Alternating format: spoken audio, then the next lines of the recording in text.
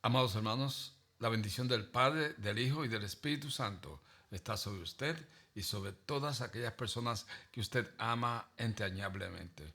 Hoy tengo una palabra preciosa que anhelo ardientemente en mi corazón que usted reciba en el dulce nombre de Jesús. La misma la he titulado ¿Quién es el misericordioso y fiel sumo sacerdote? Es como resultado de lo que nos dice la Biblia en Hebreos capítulo 2, comenzando en el versículo 10. Porque convenía a aquel por cuya causa son todas las cosas, y por quien todas las cosas subsisten, que habiendo de llevar muchos hijos a la gloria, perfeccionase por aflicciones al autor de la salvación de ellos. Porque el que santifica y los que son santificados de uno son todos, por lo cual no se avergüenza de llamarlos hermanos, diciendo, anunciaré a mis hermanos tu nombre, en medio de la congregación te alabaré.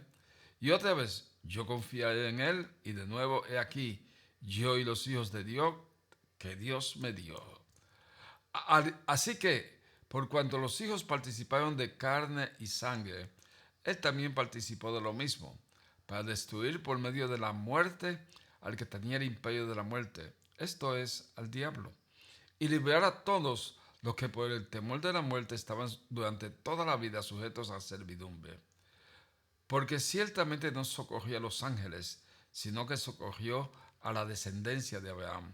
Por lo cual debía ser en todo semejante a sus hermanos, para venir a ser misericordioso y fiel sumo sacerdote en lo que a Dios se refiere, para expiar los pecados del pueblo. Pues en cuanto a él mismo padeció siendo tentado, es poderoso para socorrer a los que son tentados. En los versículos 10 al 13, el autor sagrado ha expresado la identificación del Salvador con los salvos, llamándolos respectivamente el que santifica y los que son santificados, con lo que responde al tema y al fondo hebraico de la epístola. Pues tal como los sacerdotes y levitas fueron santificados para Dios, es decir, apartados para su sagrado servicio, así también lo son en la esfera espiritual aquellos que se alleguen a Dios por medio de Jesucristo, limpios por el sacrificio único. En Hebreos capítulo 2, en el versículo 10 señala, porque conviene a aquel por cuya causa son todas las cosas, y por quien todas las cosas subsisten, que habiendo de llevar muchos hijos a la gloria, perfeccionarse por aflicciones al autor de la salvación de ellos, porque el que santifica y los que son santificados, de uno son todos, por lo cual no se avergüenza de llamarlos hermanos, diciendo, anunciaré a mis hermanos tu nombre, en medio de la congregación te alabaré. Y otra vez, yo confiaré en él, y de nuevo, he aquí yo y los hijos que Dios me dio. Ahora va a explicar cómo se lleva a cabo tal identificación. Vea Hebreos capítulo 12, capítulo 2, versículo 14a. Así que, por cuanto los hijos participaron de carne y sangre, él también participó de lo mismo. Al compartir la misma naturaleza humana, débil y mortal, sangre y carne, por este orden aquí, de los hijos, de esta forma estuvo en condiciones, primero de hacerse solidario de ellos, hecho hombre para expiar por los hombres, y segundo, de morir en sacrificio de expiación como nuestro sustituto. En efecto, fue precisamente mediante su muerte,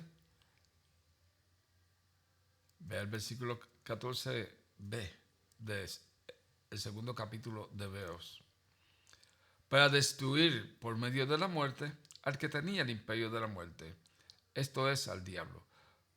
Como Cristo redujo a la impotencia y anuló legalmente el poder del diablo, lo mismo que ocurrió con el pecado, al que tenía el dominio de la muerte, ya que al retener uno abusivamente lo que no le pertenece, pues fue por medio del engaño como hizo caer a nuestros primeros padres y como implantó su dominio en nuestra raza pecadora. Al despojar a la muerte de su poderío, mediante su muerte en cruz, Cristo le arrebató al diablo sus mal adquiridos derechos sobre la humanidad. El verbo griego es, como en todos los demás lugares en que ocurre, no significa destruir, sino anular legalmente o literalmente reducir a la impotencia. En los versículos 15 y 16, el autor sagrado afirma que Jesús, al anular legalmente el imperio del diablo, libertó a quienes por medio a la muerte estaban sujetos de por vida a servidumbre. Ve el versículo 15 y 16. Y liberar a todos los que por el temor de la muerte estaban durante toda la vida sujetos a servidumbre, porque ciertamente no socorrió a los ángeles, sino que socorrió a la descendencia de Abraham. En efecto, el que está unido a Cristo no tiene nada que temer de la muerte. El miedo continuo es una esclavitud continua, pero al ser adoptados por hijos, hemos dejado de ser esclavos, pues somos los amos de todo, incluida la muerte. De nuevo se refiere el autor sagrado a nuestra identificación con Cristo, cuando dice que no tiende una mano para socorrer a los ángeles, sino a la descendencia de Abraham. El verbo, según está aquí, esto es, significa agarrarla para sí, y para traducirse, pues es esa la idea. Para asumir, en otras palabras, el Hijo de Dios no tomó una naturaleza angélica, sino humana. Pero por dirigirse a los hebreos, el autor dice que asume descendencia de Abraham. Conviene traducir literalmente el versículo 17, donde se nos expone lo que la identificación de Jesús con los suyos comportaba en cuanto al sacrificio de propiciación por nuestros pecados. Ve el versículo 17. Por lo cual debía ser en todo semejante a sus hermanos, para venir a ser misericordioso y fiel sumo sacerdote a lo que a Dios se refiere, para expiar los pecados del pueblo. Sobre este versículo conviene hacer las siguientes observaciones, amados hermanos. Primera observación: supuesto el decreto divino de salvar a la humanidad por medio de la encarnación del Verbo y la subsiguiente obra de la redención. Jesús, el Cristo de la gloria, tenía la obligación moral compatible con su libertad psicológica de obedecer en esto al mandamiento del Padre, como él mismo expone claramente en Juan capítulo 10, versículo 18. Segunda, para poder llevar a cabo eficazmente ese cometido, tenía asimismo la obligación de hacerse semejante a sus hermanos en todo lo que es propio de la naturaleza humana, débil y mortal, excepto el pecado. Tercera, de esta manera, hecho partícipe de todo lo que afecta a la naturaleza humana en cuanto a tribulaciones, tentaciones, padecimientos de toda índole y finalmente la muerte. Estaba en condiciones de ser misericordioso en relación con sus hermanos y fiel sumo sacerdote en relación con Dios.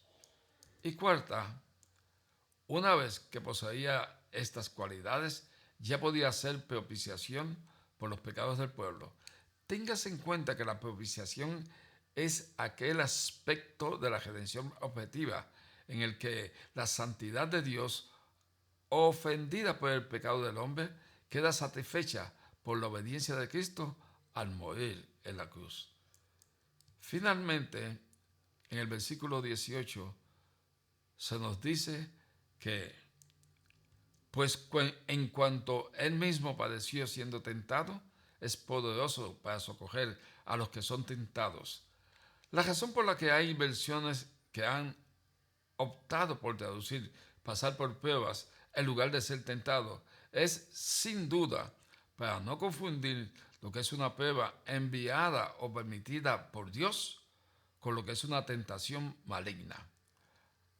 Al haber pasado por tentaciones y padecimientos de los más acerbos, Jesús, para ayudar a todos los que son tentados, están atribulados y sufren padecimientos, pues es un experto en la materia y sabe cómo consolar, animar y ayudar a cada uno en sus respectivas circunstancias, las cuales varían considerablemente en cada caso. Amados hermanos, amadas hermanas, les he traído esta poderosa enseñanza debido a que estoy total y absolutamente convencido de que sin lugar a dudas es de bienaventuranza para usted también, en la misma forma que ha sido para mí. De modo que, si es tan amable, amado hermano, dele like, suscríbase si no se ha suscrito, dele la campanita para que reciban una notificación de YouTube cuando subamos el próximo video a esta plataforma. En adición, le pido con todo mi corazón que colabore con nuestro canal, con nuestra iglesia, pues deseamos que este mensaje llegue a más personas, a personas que usted ama, para que esas personas sean edificados, consolados y exhortados, motivados en el dulce nombre de Jesús. ¿Cómo usted lo hace? Como le acabo de decir, provocando que este mensaje llegue a personas que usted ama en el dulce nombre de Jesús. Estoy plenamente convencido de que la bendición del Padre, la bendición del Hijo y la bendición del Espíritu Santo está sobre usted y sobre todos los que usted ama en el dulce nombre de Jesús. Bendecidos.